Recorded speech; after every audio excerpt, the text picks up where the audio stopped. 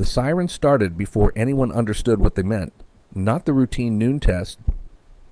This one was longer, sharper, urgent. The kind that did not end after 30 seconds. Inside the Riverside munitions plant in Ohio, machines continued stamping steel casings for nearly 10 full seconds before someone finally pulled the main power lever. Then the factory floor fell into a strange half-silence, broken only by the rising mechanical hum of the emergency lockdown system activating overhead. The steel blast doors began sliding into place automatically along exterior corridors, sealing the building under wartime air raid protocol. Margaret Collins was halfway across the assembly floor when the first explosion sounded in the distance, not close, but close enough to rattle the tall factory windows. A second blast followed, louder. The foreman shouted for everyone to move toward designated shelter zones, but panic travels faster than instruction. Workers flooded toward stairwells, and someone screamed that the lower exit was jammed. Another shouted that the west doors had already sealed. The emergency system was designed to protect against shrapnel and pressure shock, but once sealed, reopening required manual override from an upper maintenance level few even knew existed. Then the lights flickered. The third explosion landed closer. Dust fell from ceiling beams. A glass panel shattered somewhere along the northern wall. Workers crouched instinctively between metal crates, by hands over heads, waiting for instructions that were no longer coming. Smoke began creeping in through ventilation ducts from a nearby warehouse hit by falling debris. The air changed, heavier, thicker. People started pounding against interior blast doors, but those doors were not meant to yield to panic. They were designed to resist force from outside and from within. Margaret did not freeze. She did not scream. She did something smaller but more dangerous. She looked up, toward the overhead catwalks, toward the maintenance shaft ladder that led to the manual override panel controlling the blast mechanisms. Most workers didn't even know the system could be disengaged from above, but Margaret did, because before the war reassigned her to assembly duty, she had spent 2 years repairing mechanical couplings inside the very factory. Another explosion hit closer still. The building trembled hard enough to knock several workers off balance. Someone yelled that the smoke was thickening near the east corridor. The sirens outside still hadn't stopped, and Margaret realized something terrifyingly simple. If someone didn't reach that manual release system, no one inside was getting out. The emergency system completed its cycle with a final metallic thud that echoed across the upper rafters. Exterior blast doors sealed tight along all loading bays, locking the building into defensive containment mode.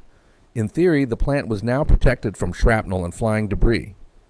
In practice, it had become a steel box, filling slowly with smoke. Margaret moved toward the foreman, who was trying to calm workers gathering near the central stairwell. "The west corridor is sealed," he shouted over the sirens, "where we wait until the all clear." But waiting assumed stable conditions. Another shockwave hit, closer than before. Ceiling lights flickered again, then several rows went dark completely. Emergency lamps along the wall switched on, casting the factory floor in a dim red glow. Somewhere along the northern loading dock, something heavy collapsed. The vibration rolled through the concrete foundation like a passing train. Margaret looked toward the east ventilation ducts and saw thin gray smoke beginning to stream inward, pulled by pressure differences caused by the explosions outside. It wasn't thick yet, but it would be. Workers began coughing. Someone tried forcing open an interior service door with a pry bar. It didn't budge. The automated lockdown used reinforced crossbars that could only retract from the mechanical control box above the main floor. Margaret knew the system well.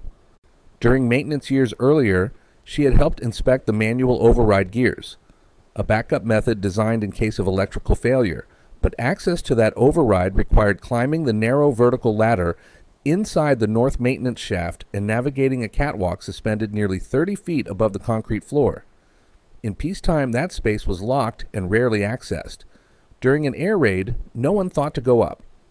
The fourth explosion landed somewhere close enough to shatter 2 high windows outright. Glass rained down across the upper assembly area. Panic shifted from fear to urgency. "Smoke's getting worse," someone yelled. The foreman looked toward the sealed exits, then toward the stairwell, as if hoping an answer might appear on its own. It wouldn't. Margaret stepped forward. "The override's above the north shaft," she said clearly. "If I can disengage the crossbars manually, we can reopen at least one loading door." He hesitated only a second. "You know how?" She nodded. The sirens outside continued their relentless scream, and above them the catwalk waited, narrow, unstable, and the only path between the workers and open air. Margaret didn't wait for further permission. She crossed the floor quickly, ducking under suspended cables and weaving through crates stacked with artillery shell casings. The north maintenance shaft was partially obscured behind a line of supply lockers. Its metal access door usually kept bolted except during inspections. She grabbed a nearby wrench from a tool bench and struck the latch hard enough to loosen it. Another explosion outside sent a tremor through the walls. Now in this time the red emergency lights flickered long enough to plunge the factory floor into near darkness before returning. Workers below were coughing more openly now. The smoke had thickened. Time was compressing. She pulled the shaft door open and stepped inside. The ladder rose vertically through a narrow metal channel, disappearing into shadow 25 feet above. The air inside was colder, thinner, carrying the vibration of distant detonations like an echo inside a drum. She climbed quickly but carefully, boots slipping once on the metal rungs before she corrected her grip. Halfway up, the plant shook violently as another impact struck close enough to rattle the shaft walls. For a moment she froze, not out of fear but calculation. If the structural beams failed while she was inside the shaft, there would be no recovery. But she kept climbing. Most of the men on the factory floor didn't know she had once worked on the plant's mechanical coupling systems before wartime reassignment. When labor shortages shifted roles, she was moved to assembly without ceremony. But during those earlier years, she had helped recalibrate the blast door mechanisms after a faulty alignment jammed a test cycle. She remembered the system clearly: dual crossbars driven by an electric motor, with a manual gear override positioned on the upper catwalk in case of power loss. The override required physical torque, steady rotation, to disengage the locking bars. It was not easy work, even in calm conditions. Under bombardment, it would be worse. She reached the top of the ladder and pulled herself onto the narrow catwalk that ran along the upper interior wall. From that height, she could see the entire factory floor below. Workers clustered tightly near the central zone, red emergency lights painting them in shadow. Smoke now moved in visible layers along the ceiling beams, thickening toward the west end. She followed the catwalk toward the control housing mounted near the loading bay roofline. Each step felt exposed. The metal grating vibrated under her boots with every external blast. When she reached the control box, she saw the problem immediately. The electrical system had partially shorted. The manual override was now the only option. Margaret dropped to her knees beside the control housing and pulled open the metal panel door. Inside, the electrical wiring sparked faintly where insulation had cracked from vibration. The main motor was dead, likely tripped by a surge when the earlier blast rattled the grid. That confirmed it. The automatic system would not reopen the blast doors. Only the manual gear assembly mounted just below the motor shaft could retract the crossbars now. So she gripped the iron crank handle attached to the override gear and tested it. It resisted immediately, locked under full tension.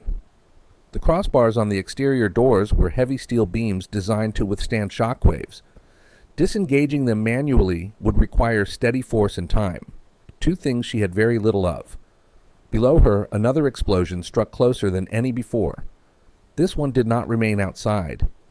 A concussive wave slammed through the north wall, and something heavy collapsed along the upper loading dock corridor. The factory floor erupted in shouts. A secondary blast inside the adjacent storage wing sent a rolling tremor through the ceiling beams. The catwalk shuddered violently beneath her boots, throwing her sideways against the railing. For a brief second, the red emergency lights failed completely, plunging the building into darkness broken only by firelight flickering through broken window panels. And then the backup system kicked in again, casting everything in dim red haze. Smoke thickened immediately after the internal blast. It no longer seeped gently. It poured in through fractured ventilation ducts, spreading across the ceiling and pushing downward. Workers below began covering their faces with cloth and sleeves. Someone pounded desperately on a sealed loading door. The foreman looked upward and saw Margaret still at the housing, one hand braced against the metal casing. Then he shouted something she couldn't hear over the ringing in her ears. She didn't need to hear it. The situation had shifted from containment to countdown. She planted both feet against the grating and began turning the crank. The first rotation barely moved. The second demanded her full weight. The gears groaned inside the housing, metal grinding against resistance. With each turn, she imagined the crossbars retracting inch by inch across the interior door mechanisms below. It would take multiple full rotations to disengage even one loading bay. The building shook again. Dust fell from overhead beams. Smoke drifted lower, now visible at shoulder height for workers on the floor. Margaret tightened her grip and leaned harder into the crank, because if she stopped turning, even once, no one below would have time left to wait. The crank fought her with every rotation. The internal gears resisted like they were welded in place, tension built from the blast door crossbars pressing hard against their locked brackets. Margaret leaned her shoulder into the handle and pushed downward with controlled force, feeling the mechanism shift a fraction of an inch at a time. Each turn produced a deep metallic groan that vibrated through the catwalk beneath her. She counted silently to keep rhythm. One full rotation, then another. Somewhere below, someone shouted that the smoke was reaching the lower stairwell. She didn't look down. Looking down would slow her. A fresh explosion outside struck the east side of the plant, sending a shock wave that rattled every bolt in the housing. The crank jerked violently from her grip and nearly snapped back against her wrist. She caught it just in time. Sparks spat briefly from the wiring above as insulation continued to burn out. The red emergency lights flickered again, weaker now. The smoke was no longer hovering near the ceiling. It was descending toward the catwalk itself. Her eyes began to sting. Breathing became shallow, each inhale carrying the bitter taste of burning insulation and chemical residue from the munitions line. Halfway through the third rotation, something changed. The internal resistance eased slightly. Not fully, but enough to signal movement in the crossbar assembly. Below her, a heavy metallic thud echoed as one of the locking beams retracted partially. The foreman saw it. He shouted to the workers nearest the west loading bay to prepare to push once the final release came. But there were 2 crossbars per door, and Margaret still had more turns to complete. Heat built quickly near the upper beams. Somewhere along the north corridor, flames had begun to spread where debris ignited stored materials. She could feel warmth now against her face despite the smoke. The catwalk railing grew hot beneath her palm. She adjusted her stance and forced the crank again, using both hands and her body weight. The mechanism screamed in protest. Another half rotation, then another. Below, workers had begun clearing space near the west loading door, positioning themselves to shove it outward the moment the internal locks disengaged. Smoke rolled heavily across the ceiling, dimming the emergency lights further. Margaret's arms trembled from strain, but she refused to stop. One more full turn, and the entire weight of the door would shift. The final rotation demanded everything she had left. Margaret gritted her teeth and forced the crank downward one last time, but saw feeling the gear teeth grind and finally slide into alignment. A deep metallic slam echoed through the building as the second crossbar disengaged. Below, the west loading door shifted outward slightly under internal pressure. Workers surged forward and pushed together. The door resisted for a split second, then burst open into swirling smoke and cold air. A rush of fresh oxygen rolled inside, clearing a visible path along the floor level. People began moving immediately toward the opening. But Margaret wasn't finished. The north corridor above her had ignited. From falling debris during the earlier internal blast, flames crawled along wooden reinforcement beams and into insulation lining the upper wall. She could see it now, fire spreading dangerously close to the control housing. If the heat reached the remaining gear assembly for the adjacent door, it could warp the mechanism and seal the east side permanently. Workers below were escaping through the west bay, but several dozen were still clustered in the northern assembly wing, separated by smoke and debris. If the second exit failed, they would be forced through a narrowing corridor under fire. She released the crank and moved along the catwalk toward the secondary housing unit, staying low to avoid the thickest smoke. Heat intensified with every step. The grating beneath her boots vibrated from collapsing beams somewhere deeper in the plant. She reached the second control box and pulled the access panel open. This one was partially intact electrically, but the wiring sparked dangerously. Using the insulated edge of her wrench, she cut the damaged feed line to prevent short-circuiting, then switched immediately to manual override again. The crank on this housing was tighter, warped slightly from heat expansion. Below, workers shouted for those still trapped near the north wing to move toward the stairwell leading to the east bay. Smoke thickened rapidly. Margaret forced the second crank to move despite blistering heat radiating from the wall behind it.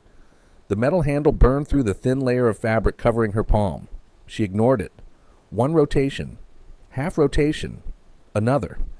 The mechanism shrieked in protest as internal tension released gradually. Flames licked closer to the catwalk railing, and below her dozens of workers were waiting for the second door to open before the fire reached them first. Margaret felt the heat climbing up her sleeves as she forced the second crank downward again. The metal burned through her grip, but she tightened her hold instead of pulling away. The warped gear resisted violently, grinding against misaligned teeth before finally shifting a fraction. She adjusted her stance, braced her shoulder against the housing, and pushed harder. Below her, workers trapped near the north wing were coughing heavily now, and some crouched low to the ground where the air remained clearer. The foreman shouted for them to stay together and wait for the east door. But waiting required trust that the mechanism above them would move in time. Another internal collapse shook the upper beams, sending sparks and debris down across the catwalk. Margaret ducked instinctively as a fragment of burning wood skidded across the grating near her boots. The crank jerked in her hands. For a second she thought it had jammed permanently, and then she felt the tension release slightly, not fully, but enough. She forced another rotation. The internal bar slid back halfway. Below, a heavy metallic vibration echoed through the east loading bay. Workers pressed their shoulders against the sealed door, ready. "Now!" someone yelled. Margaret pushed one final time with everything left in her arms. The gear assembly snapped into full release position with a thunderous clang. The east crossbars retracted simultaneously. The loading door below shuddered violently, then burst outward under the combined force of 30 panicked workers pushing from inside. Cold winter air rushed in through the opening, sweeping smoke outward in a rolling wave. Fresh oxygen flooded the lower floor, giving those still inside a final corridor of escape. For a moment, Margaret stayed kneeling beside the housing, breathing hard, hands trembling from strain and heat. Below her, the workers poured out through both loading bays into the open yard, some coughing, some crying, some simply stunned. The sirens outside were still screaming, but the factory floor was no longer sealed. The plant was damaged, smoke blackened, partially burning, but no longer a steel coffin. Only when the majority had cleared did she rise unsteadily and move toward the ladder. Her hands were blistered. Her throat burned from smoke, but she climbed down without assistance. By the time she reached the floor, most of the workers were already outside, and almost no one realized who had turned the gears above them. Outside the factory yard, snow mixed with ash in the air, as workers gathered in stunned clusters beyond the loading bays. Fire crews from the neighboring district were just arriving, their trucks cutting through drifting smoke as they began directing hoses toward the north wing.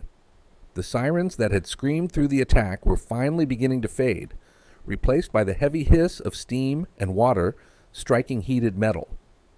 Some workers were treated for smoke inhalation near the fence line. Others simply stood in silence, staring back at the plant that minutes earlier had nearly become their grave. Margaret stepped out last through the east loading bay, moving slowly but upright. Her palms were blistered and raw, faint burns visible through torn fabric where the crank had scorched her skin. The foreman saw her and understood immediately. He looked from her hands to the catwalk above, then back to the open doors that had not reopened themselves. Word traveled quietly at first. She was up there. She worked the gears. She opened both bays. No announcement, no dramatic declaration. just recognition passing from one exhausted worker to another. By late afternoon, civil defense officials had assessed the damage. The attack had been brief but targeted, an attempted disruption of wartime production. Structural loss was significant along the North Corridor, but the casualty report read differently than it might have. No fatalities. Several injuries. And that alone shifted the tone of the entire day. When questioned by local authorities about the emergency release sequence, the foreman did not hesitate. If she hadn't known the override system, he said plainly, we would still be sealed inside. Margaret received treatment for her hands at the temporary medical tent, set up near the yard. She did not present herself as heroic. She answered questions simply when asked and declined embellishment. The system needed turning, she said. So I turned it. But those who had stood beneath the catwalk knew better. They had seen smoke descending. They had felt the blast doors refuse to budge. They understood how thin the margin had been between containment and catastrophe. By evening, the factory yard was quiet again. The fires were under control. Workers had been dismissed home. Snow continued falling lightly, covering debris with a thin white layer. And inside the damaged plant, two sets of blast doors stood open, because one woman refused to let them stay closed. The Riverside munitions plant reopened 6 months after the attack, reinforced and upgraded with revised emergency systems and improved ventilation protocols. Wartime production resumed quickly. The war did not pause for rebuilding. But among those who returned to the assembly lines, something had shifted. Workers no longer saw the overhead catwalks as forgotten infrastructure. They saw them as the difference between sealed steel and open air. But Margaret resumed her position quietly on the factory floor, her hands healed but faint scars still visible if you looked closely. She did not request recognition, and for a time none came formally. The war demanded efficiency, not ceremony. Yet stories traveled differently in small American towns. Families repeated the account at dinner tables. Children heard about the day the blast doors wouldn't open. Workers who had coughed through smoke described looking up and seeing a silhouette on the catwalk turning a crank while beams shook around her. When local officials eventually compiled wartime contributions for a public memorial after 1945, her name appeared among them. Not under military service, but under civilian defense. The plaque read simply, for decisive action under air raid conditions preventing loss of life. It did not describe the heat. It did not describe the smoke. But everyone who had been inside that building knew what the line meant. Years later, when the factory converted to peacetime manufacturing, the emergency override systems remained, upgraded, reinforced, inspected regularly. New employees were trained not only in operation, but in understanding why those systems existed. During one safety briefing, a supervisor would often point upward and say, "We have backups because once someone knew how to use them." He never needed to say her name. Most already knew it. Margaret Collins never framed that day as heroism. In interviews decades later, she would shrug slightly and say the same sentence she had spoken in the medical tent. The doors needed opening. But history tends to remember more than modesty allows. On the anniversary of the attack, a small gathering would sometimes take place near the original West Loading Bay. Not dramatic, not crowded. Just former workers and their families standing quietly where smoke once filled the air. They remembered the sirens. They remembered the blast doors. And they remembered that when everyone else was trapped, one American woman climbed toward the danger instead of away from it.